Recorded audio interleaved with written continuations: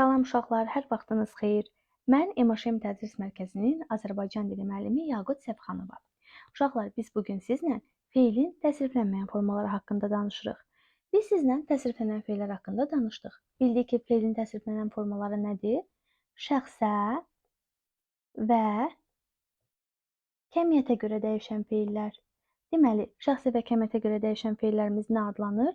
Bizim təsriflənən formalarımız. Bir də var ki, feilin təsriflənməyən formaları, yəni şəxsə və kəmiyyətə görə dəyişməyən formaları. Bunlar hansılardır? Məsdər, feili sifət və feili bağlama. Hər biri haqqında ayrı-ayrılıqda məlumat verəcəm. Bəs bunların ortaq cəhətləri nədir desəz, belə deyərəm ki, uşaqlar, hər ikisi deməli, həm təsriflənən forma, həm də təsriflənməyən formalar hərəkət anlayışı bildirir, yəni feildir. Hər ikisində təsdiq-inkar məsələsi olur. Hər ikisində qrammatik məna növünə görə dəyişmə olur. Bəs fərqli xüsusiyyətləri nədir? Uşaqlar, fərqli xüsusiyyətləri odur ki, təsriflənən formalardan danışırıqsa, təsriflənən formalar şəxsə kəmiyyətə görə dəyişir, feilin xüsusiyyətlərini daşıyır, cümlədə feili xəbər ola bilir. Daha sonra uşaqlar tərkib əmələ gətirə bilmir, yalnız feilin suallarına cavab verir. Təsriflənən formalar isə, təsriflənməyənlər isə əksinə. Təsriflənməyən formalarımız feillə yanaşı digər bir nitq hissəsində xüsusiyyətlərini daşıyır. Daha sonra şəxsə kəmiyyətə görə dəyişə bilmir. Daha sonra mübdada, tamamlıq, zərflik, təyin, ismi xəbər rolunda çıxış edə bilir. Yəni bütün cümlə özləri ola bilir. Feil xəbərdən başqa. Feili xəbər təsriflənən formalarda olur. Tərkib əmələ gətirə bilir. Hər birini keçəndə ayrılıqca göstərəcəm. Həm feilin, həm də digər nitq hissəsinin xüsusiyyətlərini daşıyır. Bu da onların fərqli cəhətləri. Uşaqlar, bu ümumi məlumatı verdikdən sonra mən sizlə başlayıram nə haqqında danışmağa? Mən sizlə başlayıram məsdər haqqında danışmağa. Əvvəlcə buranı qəşəng şəkildə təmizləyək və başlayaq məsdər haqqında. Mən sizə bir məlumatı bu tərəfdən qeyd edəcəm, yəni bir sütunda qeyd edəcəm. Yazaq bura məsdər. Aha.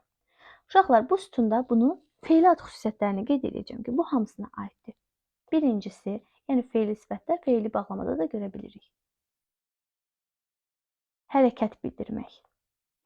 Bu feil aid xüsusiyyətlərdir uşaqlar. İkincisi, təsdiq və inkara görə dəyişmək. Təsdiq və inkar.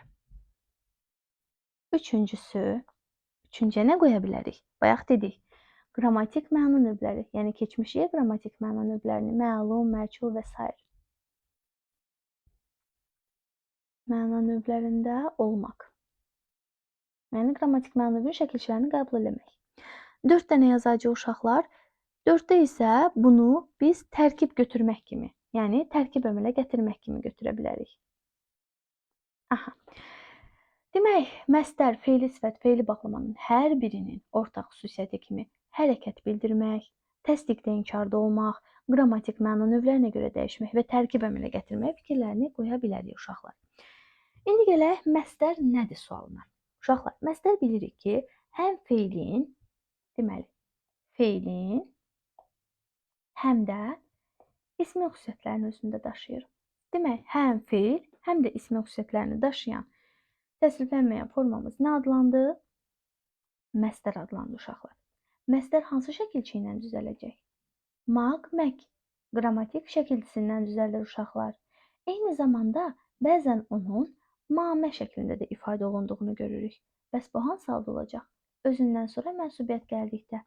Məsələn, deyirəm ki, onun oxuması. Deməli, qının düşdüyünün şahidi oluruq. Həm oxumağı, həm də oxuması variantını doğru götürə bilərik. Məsdər nədir? Uşaqlar, biz hərəkəti keçdik. Bəs indi məsdər nədir? Deyirik ki, bu ismi xüsusiyyətlərini daşıyır feillə yanaşı. İsim necə ki, əşyanın adını bildirirdi. Məsdər isə uşaqlar hərəkətin adını bildirir. Məsələn, biz oxuyuruqsa, onun adı oxumaqdır. Yazırıq, yazmaq feili. Gedirik, gəlirik, bunlar getmək, gəlmək bu şəkildə ifadə olunur. Dediyimiz kimi, qrammatik şəkilçidir və iki variantlı maq-mək şəkilçisi və yaxud da mamə şəkilçisindən əmələ gəlir. Məsdər əşyanın yox, hərəkətin adını bildirir. Məsdər mənsubiyyətə görə dəyişə bilir? Bəli. Məsələn, deyirəm ki, mənim oxumağım. Yəni, yazaq. Məsələn, yazıram. Mənim oxumağım. Və yaxud da hallanır. Bəli, oxumağın faydası. faydası. Daha sonra uşaqlar qoşmalarla işlənə bilir? Əlbəttə. Deyirəm, oxumaq üçün getdi. Nümunələri artıra bilərsiniz. Oxumaq üçün getdi.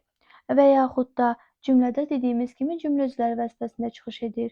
Oxumaq üçün nə məqsədlə deyəcəksiniz? Oxumağın faydası tərkibin içərisinə nə sualı verirsiniz?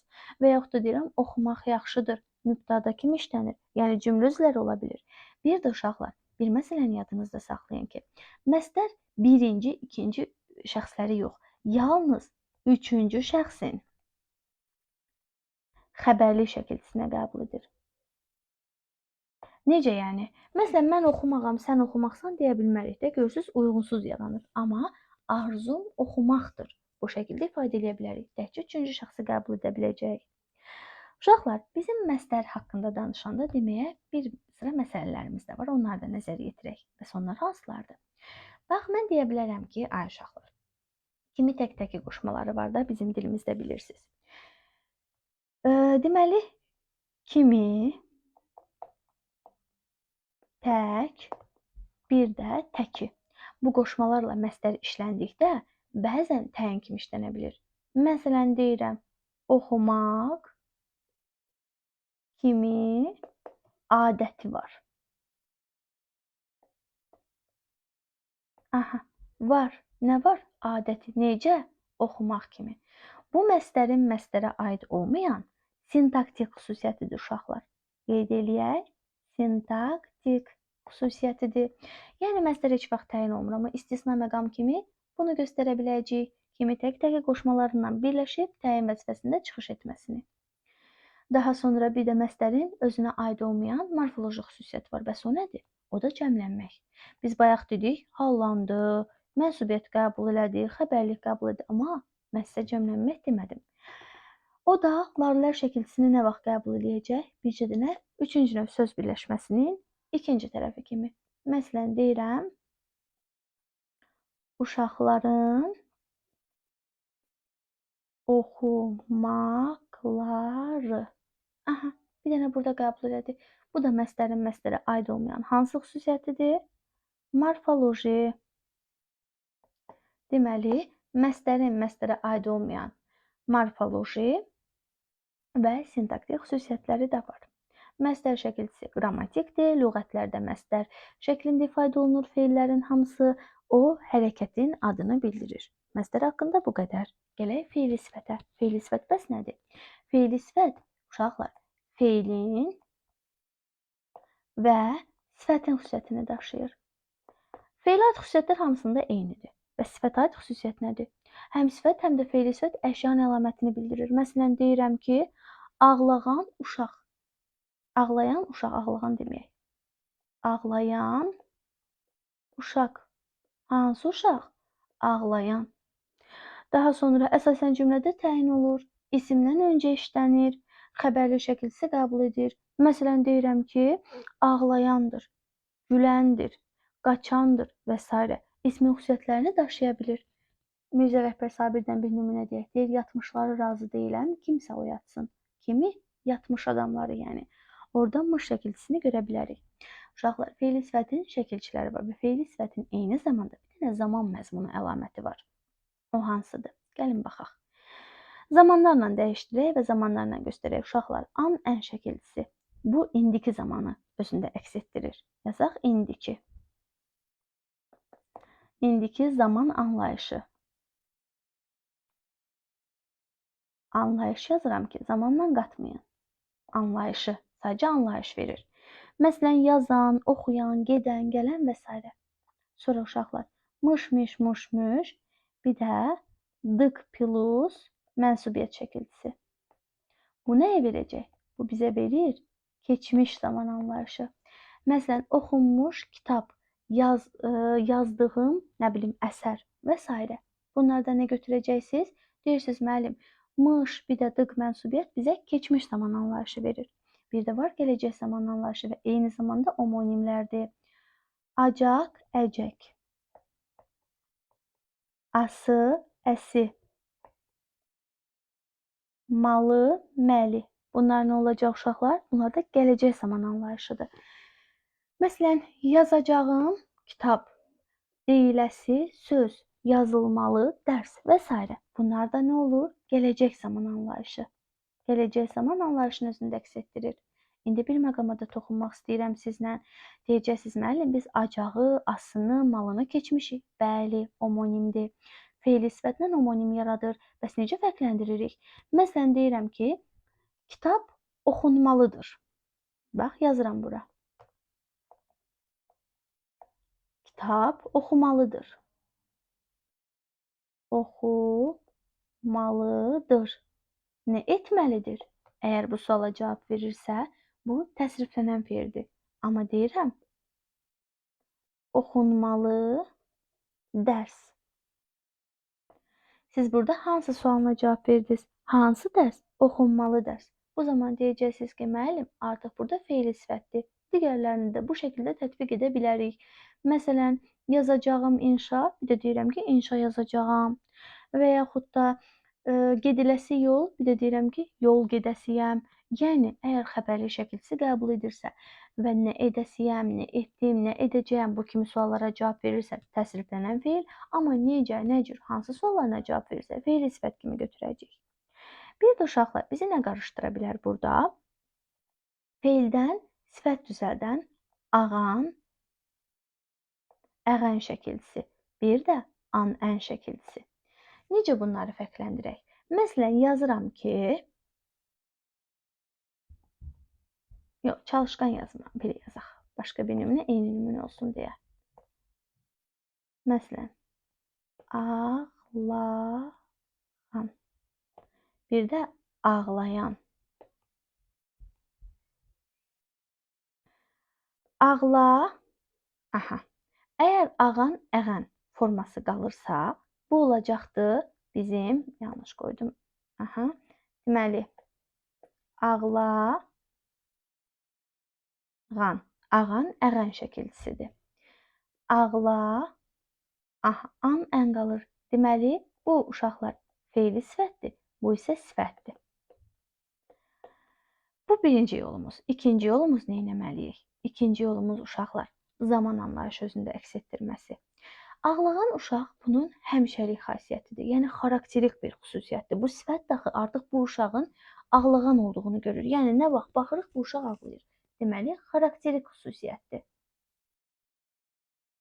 Bəs ağlayan nədir? Məsələn, mən gəlib görürəm ki, uşağın əlindən oyuncağını almışıq və yaxud da uşaq yıxılıb və ağlayır. Deyirəm, ağlayan uşaq gördüm. Amma 5 dəqiqədən sonra gedəcəm, uşaq artıq sakitləşib. Yəni, burada zaman anlayışı var. Demək, ani bir məqamı ifadə edir. Ani vaxt. Üçüncü, inkarda işlədək. Ağlağanı ağlamağan deyə bilmərik. Deməli, inkarda işlədə bilmirik. Amma ağlayan, ağlamayan formasında inkarda işlədə bilirik. Bu şəkildə də biz ağan şəkilçisindən an şəkilçisinin fərqli xüsusiyyətlərini göstərə bilərik. Uşaqlar, fe'li sifət haqqında bu qədər. İndi keçək fe'li bağlama haqqında danışmağa. Bəs fe'li bağlama nədir? Fe'li bağlama nəyə deyirik? Fe'li bağlama da biz dediyimiz kimi zərflə fe'lin xüsusiyyətlərini daşıyır. Deyəcəksiniz ki, müəllim, o necə olur? Onda hansı suallar olur? Zərfdə biz bilirik ki, hərəkətə aid olub onun tərzini, zamanını, yerini, miqdarını bildirirdisə, fe'li bağlama da hərəkətə aid olacaqdır. Onun tərzini, zamanını, kəmiyyətini bildirəcək. Fe'lə aid xüsusiyyətləri hamısında eynidir. Ona görə onu təmizləmirəm. Deməli, yazaq fe'li bağlama.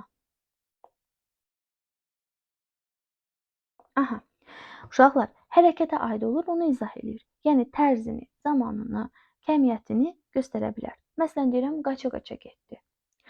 Ağlaya-ağlaya danışdı. Doyunca yedi və s. Zərfin sualları necə, nə cür, nə qədər, hansı və s. cavab verir. Burada nə yadımızda saxlamalıyıq? Hərəkətə aid olur. Aid olmaq. Uşaqlar, fe'li bağlamanın şəkilçiləri var. Bilirik ki, hamısı qrammatikdir, o heç. Fe'li bağlamanın şəkilçiləri var. İndi onlara bir-bir baxaq. Ib, ib, ub, üb, ara, qərək. Deyəcəksən, müəllim, niyə bunları yanaşı yazdınız? Ona görə yanaşı yazdım ki, sinonimdirlər uşaqlar. Bunlar hərəkətin səbəbini, tərzini bildirə bilərlər. Məsələn, deyir ki, düşmən ordusu qorxub geri çəkildi və yaxud da qorxaraq geri çəkildi deyə bilərəm. Deyirsən, müəllim, problem olmaz deyə bilərik. Və yaxud da başqa bir nümunə deyirəm ki, tapşırığı yerinə yetirib gəzməyə gedə bilərsən. Tapşırığı yerinə yetirərək gəzməyə gedərsən. Şərt qoyuram sanki qarşında. Deməli, ı-la arağı göstərə bilərik. Daha sonra A şəkilçisi, qoşa AA, ə şəkilçisi. Məsələn, gülə-gülə, oxuya-oxuya, gedə-gedə, gələ-gələ və s. Gülə, gülə. Uşaqlar, gülmək. Burada ilk öncə nəyi adımızda saxlamalıyıq? Gülmək. Gördünüz, feildir. Məsələn, sizə belə bir nümunə versə. Gilə-gilə göz yaşı tökdü. Bu digər feili bağlamadır və siz nə deyirsiniz o dəqiqə? Deyirsiniz, müəllim, gil deyə bizim sözümüz yoxdur. Və gil deyə sözümüz olmadığı kimi, o hərəkət mənasında etibar eləmir. Deməli, burada gilə, gilə hansı bir yerdə götürüləcək? Yəni, bu qədər bəsit. Amma gül sözü görürsünüz, artıq hərəkət bildirir. Yəni, gülmək feilini bildirir. Üstünə A artıranda tərz anlayışı əmələ gətirir. Gilə-gilədə isə biz bu xüsusiyyəti görə bilmədik. Gələk digər bir şəkilçimizə. O hansıdır? Madam mədən. Ondan sonra uşaqlar. Məsələn, yazmadan, oxumadan, görmədən və s. Dıqca, dikcə, duqca, dükcə. Yazdıqca, oxuduqca, getdikcə, gəldikcə və yaxud da anda, əndə. Yazanda, oxuyanda, gedəndə, gələndə və s.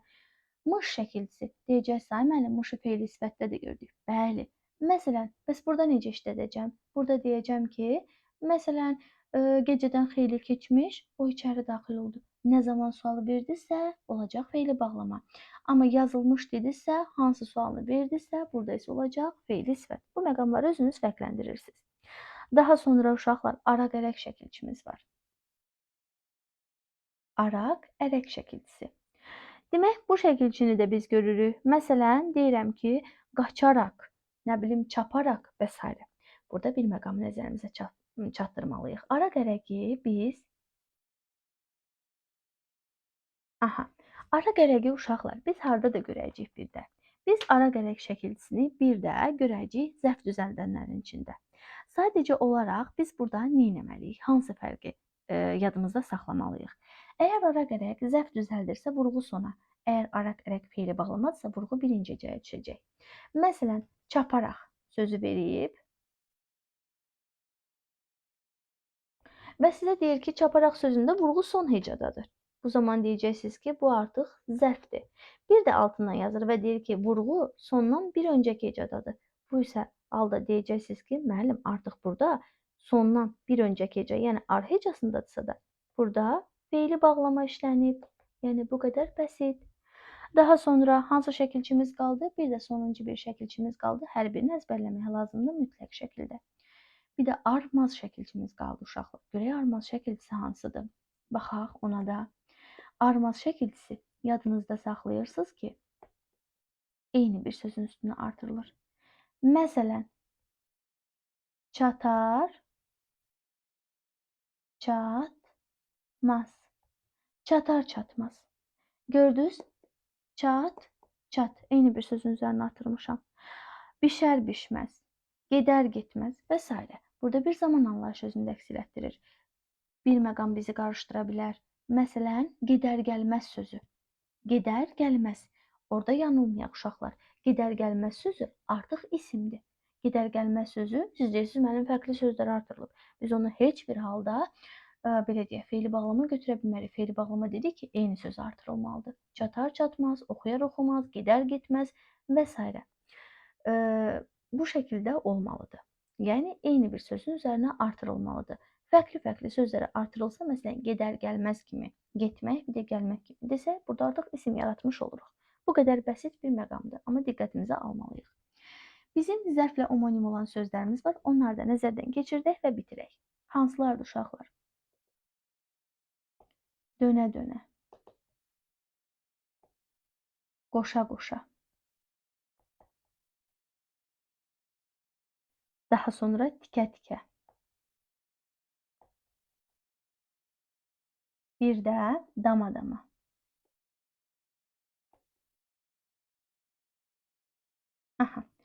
Uşaqlar, dönə-dönə, qoşa-qoşa. Bunların hər ikisində bir dəfə fe'li bağlama, bir dəfə də zərf və yaxud da dama-damada sifət kimi düşünə biləcəksiniz.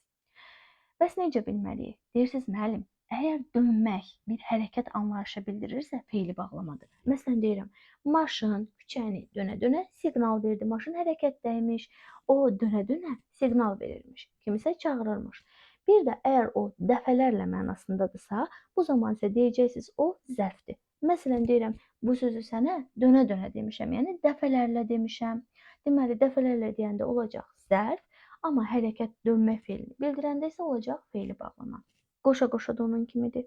Deyirəm ki, uşaqlar partada qoşa-qoşa əyləşdi, cüt-cüt əyləşdi deyəndə, deyirsiniz, müəllim, cüt-cütlə əvəz elədiysə zərfdir. Amma deyirəm ki, arabaçı arabanı faytona qoşa-qoşa, yəni hərəkət edir, qoşur nəyisə keçirir nəyisə. Bu zaman isə hərəkətdir. Bizlə söhbət edirdi. Necə? Arabanı qoşa-qoşa. Hərəkət bildirirsə fe'li bağlama, cüt-cüt bildirirsə zərf olacaq. Gəlirəm tikə-tikə sözünə. Tikmək fe'li bilirik uşaqlar nədir? Məsələn, anam paltar tikə-tikə hərəkət eləyə-eləyə mənlə söhbət edir. Necə? Nə tərzdə? Söhbət eləməyin tərzini bildirdi. Hərəkət edir. Bir də deyirəm ki, qəssab əti parça-parça, tikə-tikə doğradı. Deməli, qəssab neyinib? Əti parça-parça, tikə-tikə doğrayıb. Olacaqdır burada tikə-tikə artıq zərf kimi. Dama-dama. Dama-dama görə olar. Necə? Damaraq. Eyni zamanda dönərək, qoşaraq, tikərək bunlarla əvəz eləyə bilirəm. Fe'li bağlamadır. Bir də deyirəm ki, o özünə dama-dama köynək aldı. Yəni, o dama-dama köynəklər olur, orada isə sifət mənasındadır. Yəni, bu qədər bəsitdir fərqləndirmək. Bunların hər birini diqqətimizdə saxlayırıq. Bunlar adlanır fe'lin təsriflənməyən formaları. Və təsriflənməyən formaların bir tərkib anlayışı da var ki, bunu da gələcək dərslərimizdə məlumat verəcəyik. Amma qısa bir məlumat verməyə qalmış deyə bilərik ki, uşaqlar, təsriflənməyən formalarda tərkib o deməkdir ki, hər hansı bir təsriflənməyən forma, lap aydın, lap qısa bir dillə bir cümlə olaraq ifadə edəcəm. Hər hansı bir təsriflənməyən forma uşaqlar özündən öncə. Məsələn, oxumaq sözünü yazıram. Özündən öncə leksik mənası olan bir sözü gətirirsə, bu zaman tərkib əmələ gətirir. Bu tək şəkildə tərkibdə deyil. Amma deyirəm ki, dərslərini oxumaq. Nə?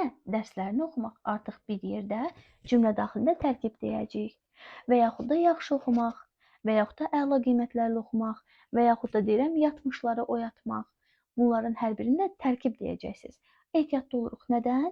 Mürəkkəb feillərdən bizə belə verə bilər.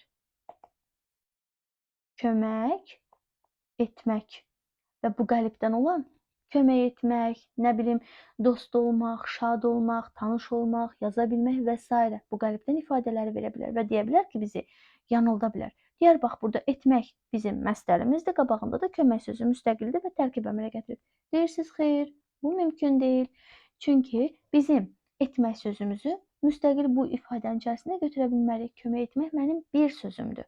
Deməli, bir dənə mənim mürəkkəb sözüm var, bir dənə də qarşısına qoymalıyam. Deyirəm, yaşlılara kömək etmək onun adətidir. Nə?